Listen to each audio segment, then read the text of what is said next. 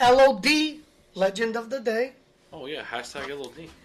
Is Enzo Francescoli. El Príncipe. El Príncipe, exactly. Oh, that's his Yeah, they called him the prince because he was majestic and royal and so elegant to watch. It was like you were watching royalty. Obviously, us, you commoners, when you watch people like that, you're like, oh my God, I should cover my eyes when I'm watching such royalty. So El Príncipe, he was dubbed for his majestic way of playing.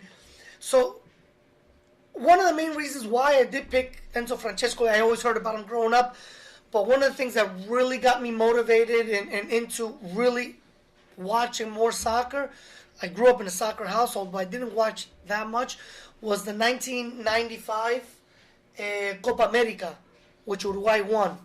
I believe it was the last one he played in. And He played in 83, 87, and 95. 95, so there, yeah. He won, he played in that one in 95. And just, I remember thinking, so when I watched this bit in 95, I was 13. What? 14? 95? I don't know, I don't remember. Anyway. So when I was watching him, I remember listening to all the stories. I don't think he started that game, but I just remember thinking of all the stories of what Enzo Francescoli meant and everything. And then when I physically got to put those stories together and watch him on the field, I'm like, oh, okay, it's just another one of those old timers that you hear about, and he wasn't really that big. And then just watching him, like, holy crap, this guy, I could see, it was towards the end of his career, but I could see where he was at, you know, when he was probably in his prime. And it was great to watch, and that's what really got me back into watching, because I was living in a white town back then. Oh, okay. So yeah, they didn't even have soccer in that town. So what teams did you play for? Not national. He did start off in, well, okay, so there's a funny thing. So when he started off, he's a Peñarol guy, obviously. And when he started off, he had a tryout for Peñarol. And he made it. They asked him to come back, but he wasn't getting game time. So he said, forget it, I want game time. So he played with, the equivalent would have been to stay playing with the high school. So he didn't go pro. He stayed, the equivalent, because they don't call it high school. It's not like high school over there. It's different. It's called amateur. It's So, not official. Yeah, it's not official. You know, I've said this before. Once you're 16 in this country, in South America, it's different. Once you're 16 and you're not pro, hang up your boots, bro. You're not. You're gonna be playing third tier or selling sandwiches on the street. You know, by 16, you know if you should be playing at a top. In your country. Yes. At a top premiership league. Premier League. Well, I'm talking about Scotland. So it's. I'm sorry. Could you tell me what it's called in Scotland, Andres? Ladbrokes Premiership. Premiership. Okay, thank you. So I was right again. But you're talking about Uruguay. So basically, maybe the podcast should be called "Gaston is right again," because that's basically what happens week after week. Well, anyway, so getting back to it. So he skipped out on that, and I believe the first team was Cerro Porteño for Uruguay. No. Wanderers. Well, Wanderers, yes. Montevideo Wanderers. Yeah, which is his hometown, the Montevideo Wanderers. And from there, he went to Jorge's favorite team in Argentina. Not at all. What do you mean not at all? You told me time and time again that River Plate is your favorite team in Argentina.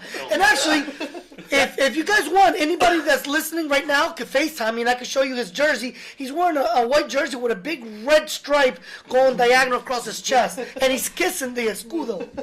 All right. And you're the golden guy. Obviously, again, Gaston is right. That's the only bad thing about Francescoli. He, the choice of club from Argentina. So he played for River Plate for. Oh, he did play. Oh, I thought you were just fucking around. Oh, okay.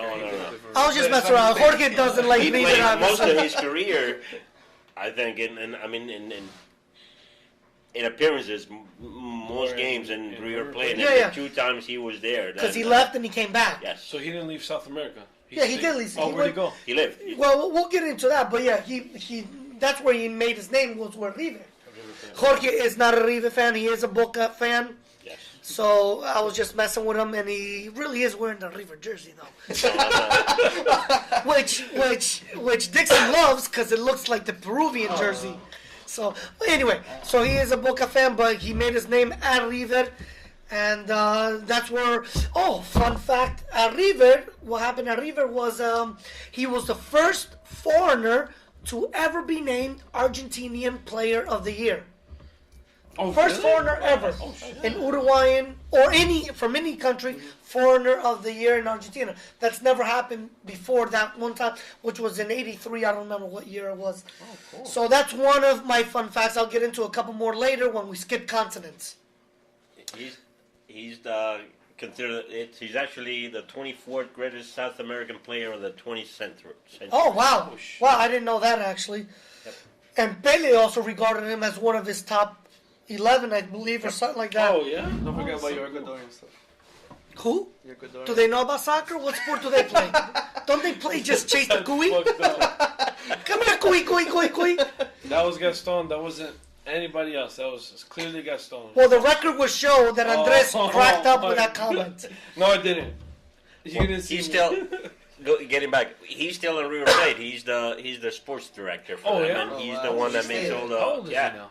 He He's loves River Plate. He's Under it's part of 60, him, like and 57, 58. Oh. 56. Another fun fact, so after he retired, he played, like every retired player plays, all the friendlies games, everybody goes watch, matches, amigos, yeah. they whatever. So at 50 years old, he played in one of those games, and he scored 3 goals in the game, and the last goal was a bicycle kick at 50 years old. What the Incredible, yeah. Which was his kind of signature. He did Yeah, a lot of goals yeah, that he way. did a lot of A lot goals. of bicycles? Oh, Yeah, a lot of bicycles, a lot of free kicks. Can we look him up on YouTube? You Like, can do no, whatever I'm you saying, want. like, Yeah, they you don't have to me ask for permission. I know. There's actually we were I'm asking, is he on? seeing Yeah, it of before. course There's so. actually a singer that made An Argentine singer. he made a song A just whole for song, him. yeah. Oh, shit. And then on YouTube Cool. they show his goals Yeah, as with the the song song, goes yeah. on. Yeah. Oh, Yeah, that's great. So seeing that he's still in Argentina, though he did leave from River, he went to Paris. PSG? No, I didn't say that. I said Paris. So So my Paris Bru- FC? No, it's Racing Paris. Yep. Racing Paris, good. Racing. Yeah. So Racing Paris, when he went there, they were a second division team. Oh, okay. And they had just ascended into the first division, and they had a new sponsor. Oh, they had a famous French car maker who said, "You know what? You guys ascended. I want to splash some money. I want in on the club." So they started splashing money, and I believe they bought him for $3.5 million. Matra? Yeah, Matra was a car maker. And another funny thing about it's not really funny, but another comment on this whole thing is after this Matra car company bought them or bought half the stakes or whatever it was, they changed the name from Racing Paris to Matra Racing. Qué golazo. So he played for them for a long time, and from there he went to another French team. Oh yeah, Marseille. Yep. Marseille. El Olympique. See, the Olympique in Marseille, and that's where the infatuation started that Zidane had with him. So Zidane, growing up, he said it was the best player he's ever watched, the most skillful, the most. Son, I think. Exactly. So that's one of my other facts. Thank you, Dixon, for stealing my thunder on that. But another fun fact about him, Zidane thought so highly of Enzo Francescoli that he named his first son Enzo after the greatest soccer player he's ever seen, which is the Uruguayan Enzo Francescoli. That's his point of view, his opinion on So being the best. is Zidane not one of your top players of all time? Mine, yeah. Obviously, it's probably most people that know anything about the game. Zidane is course, so, Zidane's a and if fucking Zidane is amazing. one of your top players of all time, and Zidane's top player of all time is Enzo, that means that he's above everything. So, No, that's not. He's You like- can't No, break you it can't down. so like that. Zidane No, is Jesus, no. and Enzo is God, No. basically. Yourself. Zidane is your Uruguayan now. Okay, yeah. Actually, Exactly. actually, Actually what? By injection. But- whatever. Yeah. Go ahead. Jorge, this is a family show. This is a family show. It's not a family show. So please, the last comment will be stricken from the record. I will ask the prosecutor to not acknowledge the whole injection part of it. But it is true. Anyway, moving on. Well, how are we moving on? Did we finish Whoa, hold on. Dude, we're on 26. Minute 26. You know how long you've been going on for? Well, we still have another hour and change to be talking about Enzo Francesco. All right, so can I recap it pretty quickly? All right, you got... From there, you went to Italy? Well, yeah, from there, he made a bigger name for himself in Italy and a couple of teams over there. Torino, I think, might have been one of them. Cagliari, Torino. Oh, Yeah, Cagliari? Cagliari and Torino. Then when he came back to River. And he came back to River. He ended in River? He ended in River again. Shit, cool. He has 2 kids. He finished his career, he retired.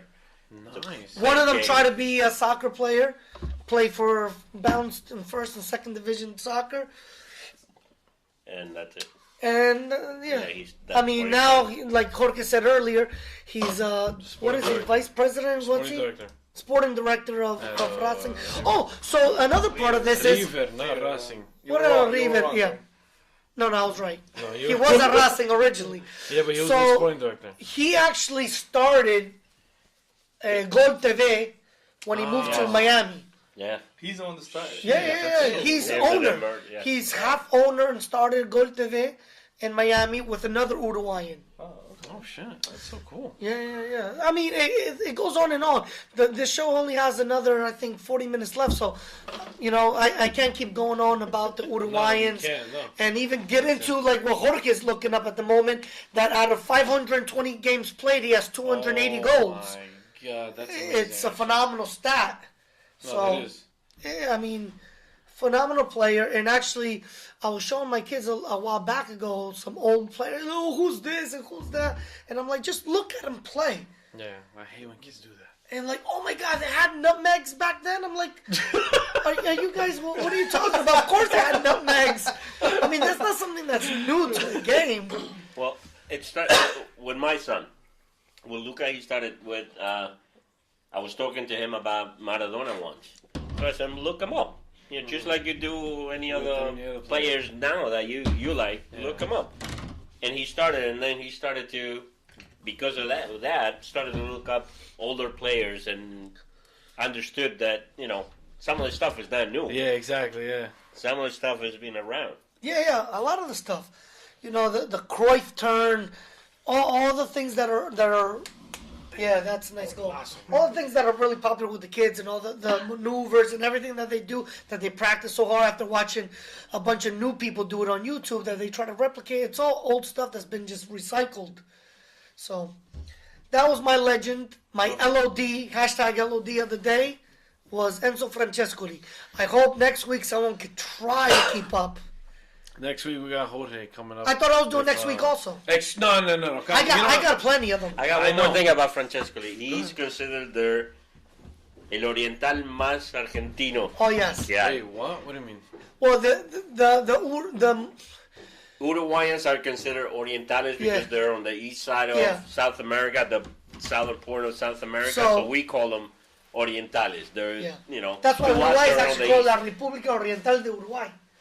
They're not Oriental. They're not Chinese. That's not what that means. They're just on that side of the continent. Oh, okay. That's why Orientals are called Orientals because they're in the east. Exactly. Oh, okay. Yes. That makes sense. Well, so that's the whole thing. And again, he feels he's Uruguayan, of course. Okay, but he feels I think he's more River Plate than any other. Yeah.